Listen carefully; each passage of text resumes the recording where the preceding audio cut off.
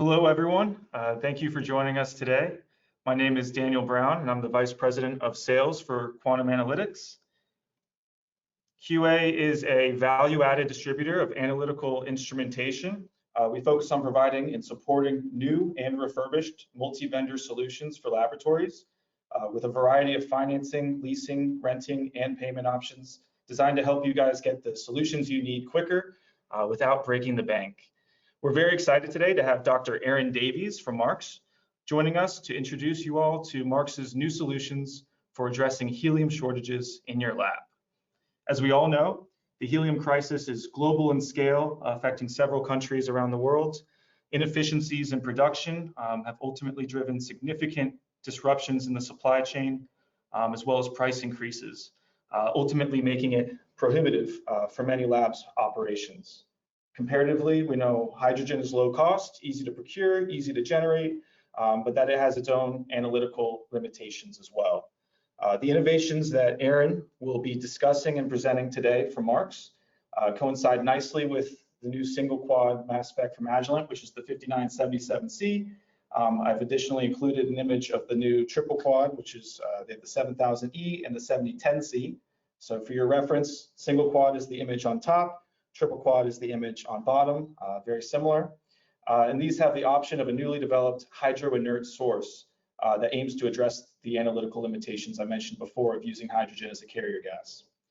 The hydro-inert source is designed to help labs confidently migrate to hydrogen without compromising on analytical performance. In the source, the source components, flow path are all unchanged, same familiar assembly procedure. The only difference is that it's designed with a proprietary material that helps with the hydrogenation of analytes. In addition, it's designed to improve spectral fidelity, peak shapes, and reduce tailing.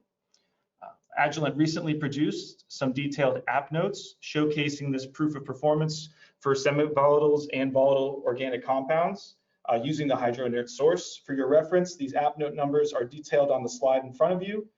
In addition, you can download them directly from this webinar in the handout section of the GoToMeeting interface that you should see on your screen. We will also include these in our follow-up after the webinar along with the recording. Now a bit of housekeeping. As a registered guest, you will receive a link to this recorded webinar in your email when it becomes available. We've reserved about 50 minutes for this webinar, including Q&A. Type your questions at any time in the text box in the question module in that GoToMeeting interface I mentioned before, and you should see on the right side of your screen right now. We'll keep a roster of the questions that come in throughout the webinar, and we'll answer them all at the end of the webinar. Also, to keep things engaged, we'll be asking a few poll questions, so keep an eye out for those. There's 2 of them for this webinar as we move forward. So without further ado, I'm happy to introduce you all to Dr. Aaron Davies from Marks on eliminating the dependency on helium for thermal desorption GC-MS. Take it away, Aaron. Thanks, Daniel, for that introduction. Yeah, as Daniel's saying, I'd like to talk to you today about eliminating the reliance really on helium for thermal desorption GC mass spec.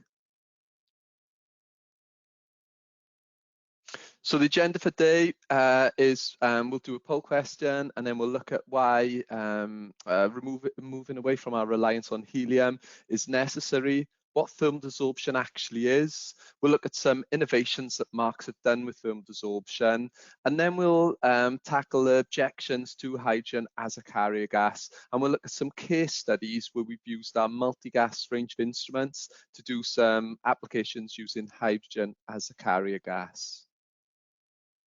So first up, we've got a poll question. So Dan, I'll hand quickly back to you if that's okay for the poll.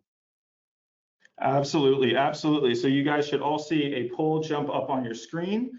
We have our first poll of the day, and you can only choose one. So please choose the one that is the most applicable to you in your lab. In the last 12 months, have you experienced any issues with helium increased costs, helium availability, both, or have other issues been the primary focus on your end? So we'll give you a couple minutes to jump in and give those answers, and then we'll show the results once the poll is closed.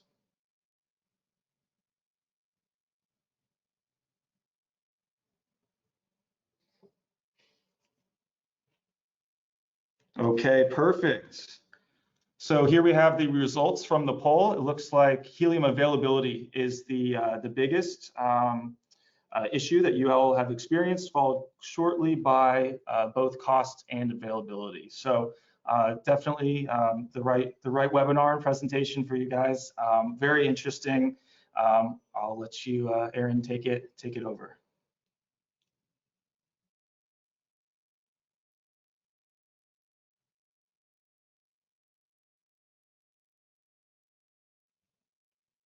And by the way, Aaron, we're not hearing you right now if you're speaking. Okay, sorry. So thanks for that, Daniel. So it seems like availability is potentially one of the issues that we're seeing here. And that makes sense because, you know, that's what we're experiencing globally at the minute. So helium it's an infinite source. It's a finite source. It's non-renewable, but it does have many uses as well. And prices have been rising massively throughout all the regions.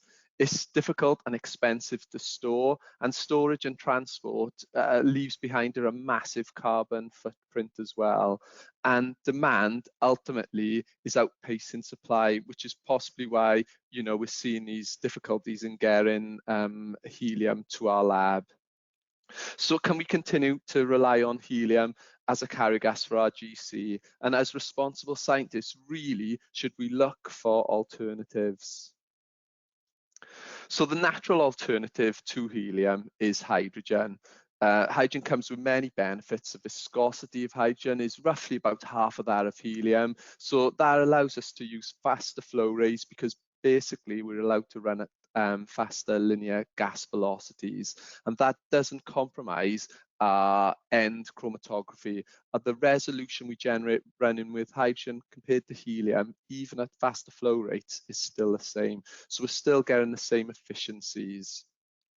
And the efficiency of hydrogen is over a much wider range of linear gas velocities. So I'll draw your attention here to the purple box around the optimum linear gas velocities for helium. So that sort of goes between about 18 centimeters per second up to roughly 30 centimeters per second. Where you can see the red box, which is the optimum window for hydrogen to operate in, is a lot larger. So that's operating from 25, 28 centimeters per second, right up to about 55 centimeters per second. So that means ultimately for us, that's interpreted in shorter run times. So we get shorter run times, and potentially if we're charging to customers to run our samples, then we can generate more revenue per instrument by running on hydrogen. It also means quicker return on investment. So let's have a look at prices. So helium prices across the globe have risen significantly recently, and they're also a lot more expensive than hydrogen. In the UK, a typical helium cylinder is roughly about £1,200, whereas hydrogen is definitely less than £150. So in the UK alone, helium is 8 times more expensive than hydrogen, and that's on a like-for-like purity basis as well. We've even seen instances across the globe where helium supply is restricted, especially for new customers as well, where suppliers are not even taking on new customers or limiting existing customers to the amount of helium they're able to supply for them. The beauty with hydrogen is that it can be generated in the lab, eliminating the need for cylinders totally. Okay, so what is thermal desorption? So if we take a sorbent tube, and inside our sorbent tube is typically a stainless steel or inert coated sorbent tube.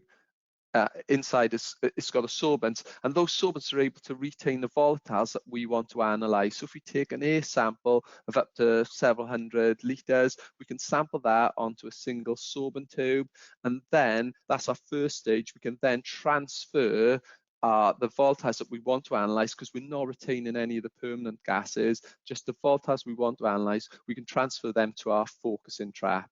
Once they're on our focusing trap, we can heat that up and quickly disperse those onto our GC in a narrow vapor band, so we get lovely GC peaks. And we're only injecting, so we're going from sampling from a couple of hundred litres down to a couple of hundred microlitres. So that's a 1,000,000-fold increase in sensitivity. And the beauty of thermal desorption is this versatility. We can use it for so many different samples, whether they be gaseous, solid, or liquid. So here's a couple of good examples at the bottom. You can see we're doing solids by direct desorption. That could be microplastics, that can be foams, that can be gels, and that can even be candle wax as well. Or we can do something called sorbative extraction, where we drop probes or bars or cartridges into the medium that we want to analyze, and that could be wines or beers or orange juice to get a full flavor profile. We can also do whole air analysis by using canisters or bags or online sampling, and we can do our sorbent tube sampling where we can pump onto a sorbent tube, or we can do what's known as passive sampling where we can leave a tube out or we're on our shirt pocket so that we can capture what we're exposed to during a day to work out our occupational exposure levels.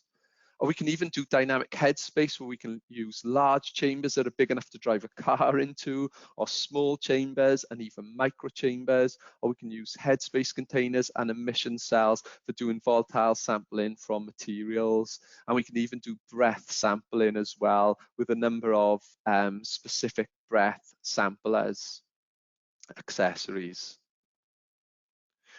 So tube desorption comes in two stages. There's first stage and second stage. The first stage with tubes in particular, we've got our sorbents on our tube. We can heat up our tube and send them over to our focusing trap. At that point there, we've got an option to split, and we can send from our tube onto a split, and we can either recollect or use that for water management to get rid of help manage water and get rid of water from our system. If we're not doing tube sampling, if we're doing online or canister sampling, then it's a similar process. We're just taking our sample from our sampling medium, whether that be a sampling bag, online or canister, directly onto our focusing trap. Once our components are on our focusing trap, we can rapidly heat those up and send them in a short, narrow band of vapor onto the front end of our GC. Again, in this stage, which is the second stage of desorption, you'll notice that we're able to collect our outlet split onto a recollection tube. I'll talk a little bit about recollection because we've used that later on in the slides actually, so I'll talk about that in a second. So sampling methods and the best sampling methods, that's going to depend totally on the analysis you're trying to achieve, the method you're doing and following, or the samples you want to analyze. So typically the range for canisters is from C2 up to about C12. For online analysis, again, C2 to C12, but we can extend that up to C14 where necessary. And sorbent tubes cover a full range. They go from C3, so from propene typically, right up to C44, which is the limit of, something becoming a vapor or a gas essentially at C44. It's just, that is the limit. And I just wanted to share some innovations that Marks have done over the years and why that gives us thermal desorption without compromise. So Marks was established 25 years ago, and they continue to be a pioneer for solutions for thermal desorptions. And hopefully this slide gives you a little picture of that. So thermal desorption without compromise, that is all based upon having a dedicated patented thermal desorption valve. And that gives us convenience of a trap that is dead easy to change. It gives us sample security by having the ability to do recollection of important samples and repeat analysis. It also allows us to use sample security by having diff lock caps, by making sure our sample is safe during analysis and post-analysis. It's about versatility by having a modular system, so we're able to decide whether we want to do tubes or canisters or online, all on one system and all sequenced together without any manual intervention. It's also about water management as well, about having dry purge or the core EXR, which is a nuclear option for removing the majority of water while allowing to leave our volatiles and very volatiles that we want to analyze. And it's also about cost saving, about having a cryogen-free trap and potentially a helium-free analysis. So I've mentioned multigas. Multigas is a term of the instruments that Marks manufacture, and we're the first manufacturers to have a fully independently certified thermal desorption instrument for use with hydrogen, helium, and also nitrogen. And we offer that range for the full range of Marks thermal desorption instruments as well. So the benefits of having a multi-gas enabled thermal desorption means that we're future-proofed, we can safeguard against further helium shortages and increasing costs of helium. And it's flexible as well because we can run on helium, but should we want to change to hydrogen at any point in the future, we can do that when we're ready and also change back again. It's cost saving because we can reduce the costs of, especially with helium costs at the minute, and eliminate those hidden cylinder costs and remove the expense for gas lines as well. And it's sustainable as well. Hydrogen's renewable and it's energy efficient, and it greatly reduces our carbon footprint. And it's convenience. It's a consistent gas supply, especially if we're using a hydrogen generator, which allows us then to run with unattended operations without any worries. And it's productivity. As you've seen, I've touched upon, we get faster GC separations, but also shorter TD methods as well, which I'll show you in a sec. So I've told you about the benefits of running with hydrogen, but what are the objections to running with hydrogen? Well, I think I'll hand back to you, Daniel, so we can do a quick poll. Perfect. So thank you, Aaron. Our second poll of the day should be showing up on your screen. Remember, you can only pick one, so choose the one that most applies to your primary concern with using hydrogen as a carrier gas for thermal desorption GC-MS. The options are safety, sensitivity, spectral fidelity, unwanted reactions, such as hydrogenation, dechlorination, and the final one is method compliance. Also, if you have a concern that is not included in the above list, please send that over to us in a chat or in a question, and we can see if we can address that during the Q&A period. So we'll give it a couple seconds just to get all the answers in and then show you the results. Perfect. So it looks like the number one concern is related to safety when it comes to replacing helium with hydrogen, followed by sensitivity and method compliance, both at the 23%, and finally unwanted reactions, spectral fidelity, not as much a concern. So thank you very much. Back to you, Aaron. Thanks, Daniel. Okay, so that's perfect because that's hopefully the answers we were expecting. And as Daniel said, if you've got any other concerns there, please let us know in the chat box and we'll try and address that for you at the end of this session. Okay, so I'll address the safety concern first because that tends to be at the top of everyone's list. So we've been lucky by doing applying for the certification for the multi-gas range of instruments. It's been quite a good exercise for us because it's involved product design, it's involved engineering, it's involved changing our flow paths, it's involved looking at our components and all the material used in the manufacture of these multi-gas instruments as well. And that gives us confidence in these instruments to know that we can run them and we're certified to safety standards with using hydrogen as a carrier gas within these instruments. The certifications that we've applied for on your screen now including the CE mark as well. We're particularly proud of the CE mark and the MET mark in particular because that requires a constant factory visits to make sure we're up to standard and just providing us confidence within these multi-gas instruments. Okay, so we'll address the other objections by using some of our case studies. So the first case study we'll look at is the TO-15 US EPA method. And this method is a canister analysis of atoxics. We've previously run this on helium, and now we're looking at this on hydrogen, so we can do a direct comparison of using the two gases as well to try and address some of these concerns that you may have.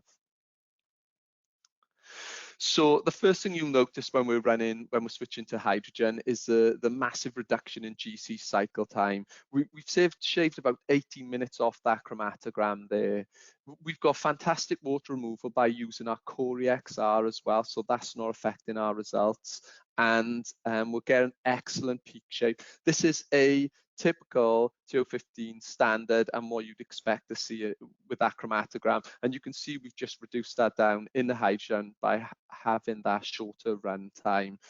But when it comes to peak shape, don't take my word, let's really investigate and see the peak shape that we get. And so I've picked on a number of peaks. I didn't want to stick 65 peaks on this screen because that might be a challenge for everyone to see. So we've just picked on a couple spanning the full volatility and functionality range of the TO-15 standard. So we've got unsaturated, we've got aromatic, we've got halogenated, and we've got oxygenated hydrocarbons in here as well. And you can see we're getting great peak shape. So let's bear in mind the objections that we want to address. And the next one on the list was sensitivity and then compliance. So how does the TO-15 method on hydrogen directly compare with helium? Well, you can see in this slide here that this really comparable between the two gases, and they're well within the limits of the method that we want to address. We're also getting excellent linearity, we're getting fantastic repeatability, and we're also getting brilliant retention time stability as well. And if you look at the bottom table within this slide, you can see the criteria that's required for the TO-15 standard, and we're exceeding all of the criteria. So that lets us know that we're good for safety, we're good for sensitivity, and we're good for method compliance. But how do we fit with spectral fidelity? Well, here's some examples that we've pulled out from the TO-15 to show that we're getting excellent library matches for this application. I do have to point out that we have used Daniel's hydroinert source here that he mentioned at the start of this presentation. So, you know, that is in our favor to get great spectral fidelity there. And unwanted reactions such as hydrogenation and dechlorination. So I mentioned recollection at the top of this talk. What recollection is as we're sending our sample from our trap into our GC to do the analysis, we can actually split and recollect a portion of that sample there. Now, typically that can be actually a large portion of that sample. So we can send 1% of our sample onto the GC and actually recollect 99% of that sample. And that allows us to then rerun our recollected tube and again split and recollect again. So we can do that multiple times, and that is known as a recollection series. And that's got its uses for helping validate methods, and in particular looking for unwanted reactions such as hydrogenation or dechlorination. So if you look at the blue dashed line on the screen, that is a theoretical decay curve that we would expect to see when we're doing recollection, because each time we're sending a portion into the GC from the TD and capturing the rest. So in this instance, we're sending roughly 20% on, and then we're capturing 80%. Each time we're going to lose 20% of our sample because we're using that for the analysis. So we get this natural blue line, natural decay curve. If we were hydrogenating or dechlorinating a compound, then we're going to break down that compound a lot quicker than where our split would suggest. So we would see a steeper drop in our curve, which is the green dashed line you can see there. Again, if we're doing hydrogenation, we'll be forming something new. So we'd have compound production. In that instance, we'd actually see our components increasing in concentration. So having a look at the results from the TO-15 components, you can see that all these components are following the theoretical curve that we would expect them to see, and that confirms that we're not getting any unwanted reactions. And let's have a look at a real world sample. So we've taken lab A and we've been able to detect a number of compounds in our lab A at very low concentrations. The beauty of that is if there is going to be an issue, it's always at the low end and the low concentrations that we would see issues. And again, we're getting fantastic peak shape of real world samples. And going back to our TO-15 method, we can expand the TO-15 method to incorporate TO-17 by including tubes in this analysis as well. And again, that's really simple and easy to do because the instrument is modular, so we can add a tube water sampler onto the side of the instrument, which will allow us to do tubes or canisters or both, and we can automate that without any manual intervention. Extending the TO-15 method is a bit of a hot topic, I guess, at the minute. And some of the components that people are looking to extend that method to include sulfurs and aldehydes. Now, sulfurs are particularly noticeable because they're malodors, and they're the ones that would tend to raise complaints because they don't smell very nice, and you're soon going to notice them. The other ones of importance are the aldehydes because they've got some negative effects with human health and also the environment. So it's quite important to look for those as well. And again, you can see we're getting great linearity by including those in our sample run. We're getting fantastic repeatability, and we're also getting awesome retention time stability. So that's looking at the very volatiles. Let's have a look at right at the other end of the spectrum at the semi-volatile organic compounds. And we're going to pick on the polycyclic aromatic hydrocarbons, or typically referred to as PAHs. Now, you've possibly heard of PAHs because they're not particularly nice. Again, they've got negative effects on human health and also the environment. And there's been 16 PAHs that have been sort of identified as PAHs that we want to keep an eye out on and analyze for. So running these through the thermal desorption, I should mention previously PAHs have been done by quite a labour-intensive solvent method. So putting them onto a TD where there's minimum sample prep is a really good way to analyse these PAHs. And again, you can see we're getting a massive increase in productivity. We're shaving off 8 minutes off the GC run time. The other thing that I wanted to point out that was a bit of a surprise to myself was that actually, as well as getting a faster GC runtime, we also get a faster TD runtime because we're able to do our tube desorption. We can reduce the time for our tube desorption, and we can also reduce the time for our trap desorption as well.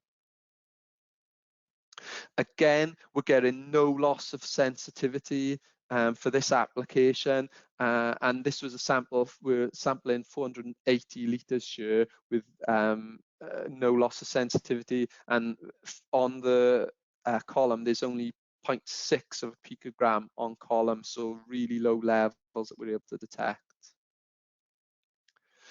And the final case study I wanted to share with you was hydrogen fuel sample gas, and more importantly, looking for impurities within the hydrogen sample gas. So hydrogen is emerging as a sustainable energy source, but the adoption of hydrogen as an energy source is challenged by the impurities in the supply because the impurities within that supply can damage the lifespan of the fuel cell. The things that affect the lifespan of the fuel cell are typically our C2 to C9 volatiles, the sulfur components, very reactive and labile, thermally labile species, and also water's a concern. And there are a number of standards that have been to regulate against the purity of hydrogen. So if we have a look at some target compounds, so we've got formaldehyde in here, we've got hydrogen sulfide, right up to naphthalene, including aldehydes, halogenateds, all within a single run. And we're not getting any breakthrough even with an 800 ml sample that we're using. So we're getting maximum sensitivity here. And you can see we're getting great linearity. We're getting reproducible results, and we can confirm that we're not getting any side reactions again, as we've come to expect. So in summary, we're getting great chromatography, great peak shape, and we're getting consistent reproducible results. So we've covered most of our objections with regard to safety, sensitivity, method compliance, spectral fidelity, and unwanted reactions. So they are some of the benefits that we've touched upon when using multigas for thermal desorption. So I just wanted to thank you guys for listening today, and thank QA for inviting me to speak today as well. So I'll hand back to you, Daniel, to see if there's any questions. Absolutely, absolutely. Thank you very much to Dr. Aaron Davies for joining us today. We'll now open the floor to questions for our Q&A period. We had a few come in already. As you start to hear some of these questions and Aaron's answers to the questions, if something else pops up, please feel free to keep asking the questions, and we will go through as many of them as we can during our time. So the first question, we just had a quick housekeeping item from someone that joined a little bit late. So just to follow up, the webinar, the recording of it will be sent out to everyone as a follow-up. So no problem there. The slides will be included on that. The first question is around the safety risks. So I know you went into it a little bit already, but can you expand upon the elevated safety risks of using hydrogen instead of helium? Yeah, sure. So I guess hydrogen in a lab, a lot of people, and potentially people, attending this webinar here, will be using hydrogen cylinders in the lab anyway, because potentially they'll have a GC running an FID, which will require hydrogen as the fill gas for the FID anyway. So I guess the only other thing to think about is potentially is the venting of the hydrogen at the back end of the GC. And typically a lot of labs I go to, they've got vents directly over the split and over the output from the GC. And maybe that is another consideration that that you might want to think about. I also think running with a hydrogen generator as well, Dan, is a really nice way of using hydrogen, because the hydrogen generator will only generate the amount of hydrogen that you actually need to use for the whole system. And if that demand is increasing greatly because you've got a leak, then the hydrogen generator is going to shut itself down because it'll recognize that. So that is a neat way of operating with a hydrogen generator as well. And I'm aware you can get things like hydrogen sniffers for GC. They're not necessary for the TD whatsoever because of our certification. We've proved that, but you can get hydrogen sniffers for the GC and even the lab should you feel that's required. But I guess you need to speak to your own health and safety manager to decide what ultimately what's required there. Perfect, thank you. The next question that I see is about switching to hydrogen. So just to switch to hydrogen, do I need to change parameters in the instrument method to get the same retention time? Any flow changes? Yeah, that's a good question. I've got a slide here which might help address that one actually. Let me go here. And okay, so there's method translation software available. This is the one that that Agilent use, and these are critical because if you're switching from helium to hydrogen, then these method translators will help you do that, because not only do we need to consider what flows we're using, we also need to consider the temperature as well that we're running, our temperature ramps as well. So these method translation softwares are really good for that, and I highly recommend that. And you can get flow calculators as well, which can help you decide, what flows you need. So, the ones on the right hand side are the ones we use with our TD. Ones on the left are flow controllers, calculators for the GC, and they are really useful as well. So they are the two top tips, I would say. The other thing I'd probably say is that hydrogen is really good at cleaning your system out. And it will literally, so if you've got an older GC that you're swapping over to hydrogen, then you want to pull your column first off out of your detector and run hydrogen through, because it's literally going to clean your whole system. So I seriously consider using all new consumables such as liners within your GC, and new columns if possible, because hydrogen will clean out your entire system for you as well, which is a good thing ultimately. So I guess they are possibly some of the other considerations I would think about. Perfect, thank you. So quick question on that one. If you switch from helium to hydrogen, how easily can you switch back? How thoroughly can it be removed from the system, and how long would you need to flush?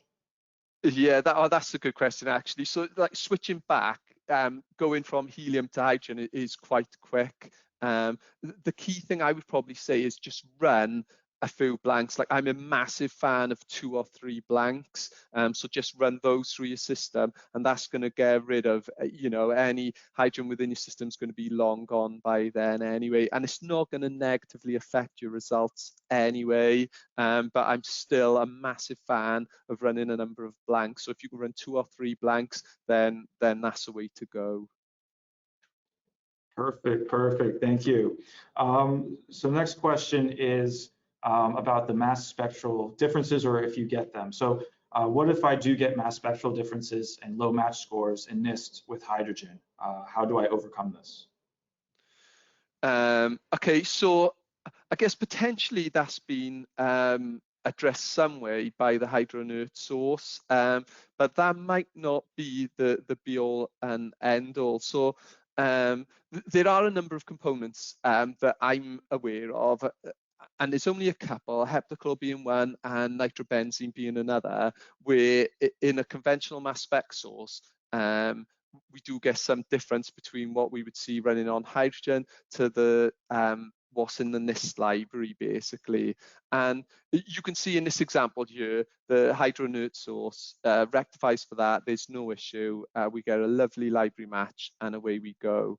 But if we weren't to get a good library match, and again, I can only think of 2 instances on a conventional source. I'm not aware of any on the hydroinert source yet, but I obviously not every chemical has been run through the hydroinert source to quantify that. But if we were to get a change in component, that may be fine as long as that change is reproducible. So in the top chromatogram here, you can see we've got a peak at 235. If that peak was consistently and reproducibly generated, then we could use that to quantify our sample, and we could save this into our library so that we can get a good library score, so we know we're seeing this component on this instance. So I guess that's just an example of what we could potentially do if we are seeing that as an issue, Daniel. Perfect, thank you. I have another question that just came in, going back to the safety side of it. So I know you just addressed it, but I think it would be good to dive into this one specifically. So this one is, I'm concerned about inlet leaks and other leaks relating to using hydrogen as a carrier gas. What are the concerns on this, and how can we mitigate hydrogen buildup in the lab space if any leaks were to occur? So, I mean, the lower exposure limit for hydrogen is 4%, and you will be hard pushed in a lab to achieve 4% hydrogen within your lab. You know, you'd have to be in a sealed room or a sealed cupboard basically to achieve that. And the GC is actually quite well designed that it can cope with, you know, there's been instances, apparently they're on YouTube, I've not seen them, but apparently there's videos on YouTube that you can see where manufacturers have purposely flooded an oven with hydrogen and then ignited it to see what would happen. And there's not outside of the GC any, you know, damage caused. So the GC is built sort of to designed to cope with that. But if you are concerned with leaks, you can get things like hydrogen sniffers and hydrogen sensors for the GC. The oven itself, they just protrude into the oven and check, and an alarm goes off if you do achieve, you know, the minimum exposure limit of 4% or get anywhere near it. And you can also get lab sensors as well for sensing the hydrogen concentration in your lab air as well. So if you are genuinely worried about that, you can mitigate that with these hydrogen sniffers. Perfect. So we had another one come in looking at ionization patterns. So the question is, will hydrogen change the ionization patterns for my chemicals?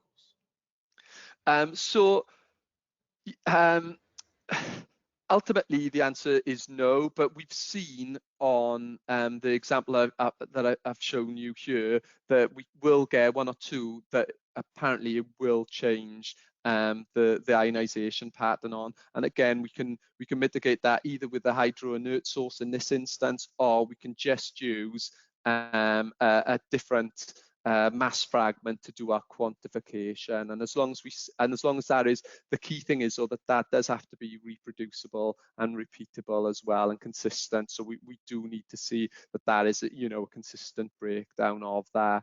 And my experience with that is I've not seen any apart from the heptachlor example and the nitrobenzene example as well, where that has happened. Perfect. Thank you. And it looks like this is the last question that we have right now, unless any others jump in. So any other considerations when switching the GC-MS, TD-GC-MS methods from helium to hydrogen that I would need to consider? Any other general rules of thumb or just overall considerations? I think the main ones were looking at those method translators. Dan, like if you use those, then you're on good ground, because like what is quite important is we also consider the temperature ramps we use as well, because when we're using hydrogen, because the viscosity is half that of helium, then the pressure that we need is also less, and because the pressure is less, that means we don't have to heat our components or our column to the same temperature because it's not required. So so that's quite important that you do consider those method translators. Really, they can help you a lot. And if you use those method translators so you optimize your flows and your temperatures, then you're not going to see any change in elution. Your order of elution will stay the same as there is in helium for hydrogen if you use those method translators. So they're probably the biggest bits of advice I can give you, really. Perfect. Thank you so much. So that was the end of our Q&A. So thank you very much, Dr. Davies, for joining us today. That is all for our questions, and it was a fantastic presentation, so definitely appreciate that. If anyone that was attending today would like to discuss these innovations further, or if you have any more questions, comments that come up down the road, please reach out to us. You can either reach out via our website, the Contact Us page, or to your local QA sales rep, and we can get those conversations started with you. Again, quick reminder, we will send out those handouts as well as a recording of this webinar as a follow-up at the end. And let me quickly quickly share my screen with you all. So please join us as well. We have our next webinar coming up on October 26th next month, which is focusing on polymer science, A to Z, getting answers from FTIR and Raman analyses. The QR code will take you directly to that register page, or you can go to our website to register for that webinar as well. Thank you to everyone for attending. Thank you, Aaron, for the great presentation. Everyone have a great rest of your day. We will follow up with you all shortly.